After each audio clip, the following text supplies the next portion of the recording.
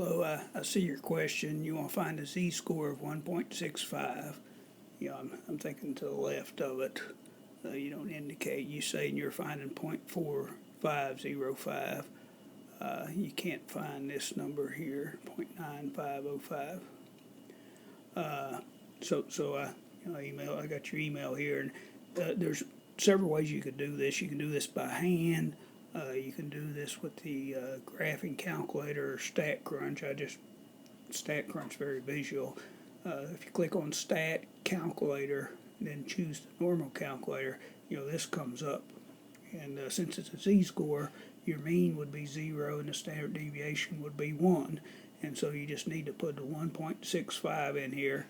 Since it's to the left, you put less than and hit compute, and it gives you this number here that you're asking about, 0.9505. So I just use StatCrunch to come up with it. I suspect what you're doing,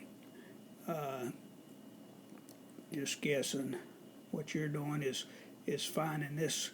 Here's 0.4505. My guess is you're finding from here to here, and in this area over here is also another 0.5, and you're not accounting for that. That'd just be my speculation.